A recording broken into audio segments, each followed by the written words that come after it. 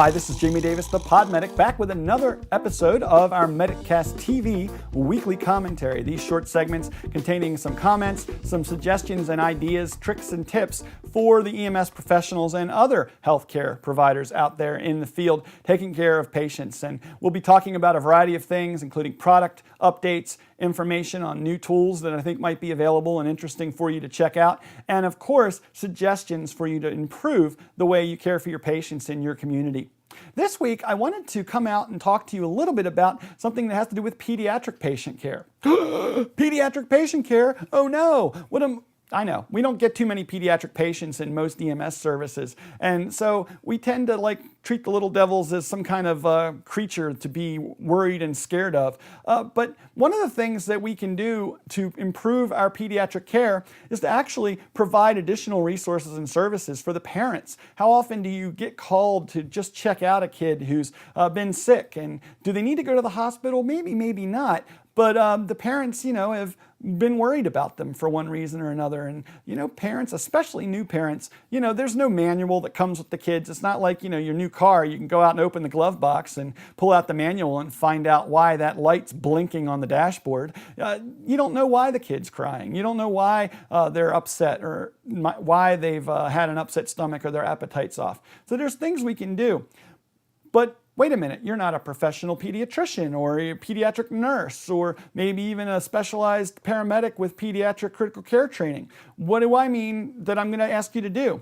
Well, one of the things you can do is to teach parents every time you go and deal with pediatric patients. Talk to parents about safe measuring of pediatric medications. A couple weeks ago on the MedicCast and on the nursing show, I had Lisa Booz on from the Maryland Poison Center talking about the update on information about the banning of pediatric cough and cold medications for children under the age of 4.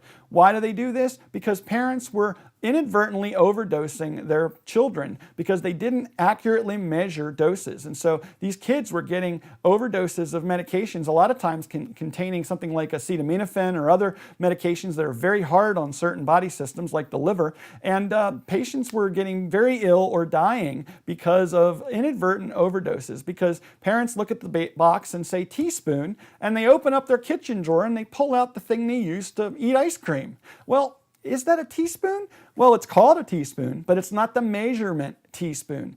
Now, most places are using milliliters now, but they will also say 5 milliliters or 1 teaspoon. What does that mean? Well, here's what you can do. Go to your local pharmacy. You can get these little spoons. You've seen these before, especially if you're a parent. You can get these for like 99 cents. You may even be able to get your local pharmacy to go ahead and donate a few for each unit. Keep them in your peds bag. Keep them with you at all times. And pull them out of a little Ziploc so they can stay clean. And you'll go ahead and give them to the parents and say, this is what you should use to measure. So if you're going to give your kids some Tylenol, we're going to leave. Maybe you'll need us to come back later. But in the meantime, I want you to have this. And the measurements are right here. You want to pour it in carefully, hold it upright, and read the lines. Very simple, very easy to use, and just an extra little thing you can carry with you. Again, 99 cents a piece in most places. You probably could get them donated from local pharmacies to put on your units, and you can go ahead and have these available. Simple little trick, and it's something that you should just always be aware of. Let's avoid those inadvertent poisoning calls for medications for children of all ages by making sure that parents and caregivers, whether they be babysitters, grandparents, or whoever, have the appropriate tools and know how to use them to safely dose those children. I'm Jamie Davis, the Pod Medic. I'll be back again with other segments every Friday for the coming few months here of the MedicCast TV weekly commentary. If you'd like to send me a comment or suggestion, you can of course comment on any of the links for this episode, or go ahead and shoot me an email to podmedic@mac.com. Perhaps there's a topic you'd like me to talk about or a tip you'd like me to share on a future episode.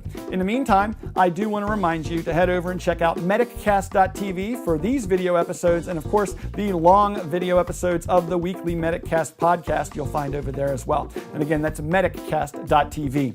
I'm Jamie Davis, the Pod Medic. Until next time, don't forget, scene safety, BSI.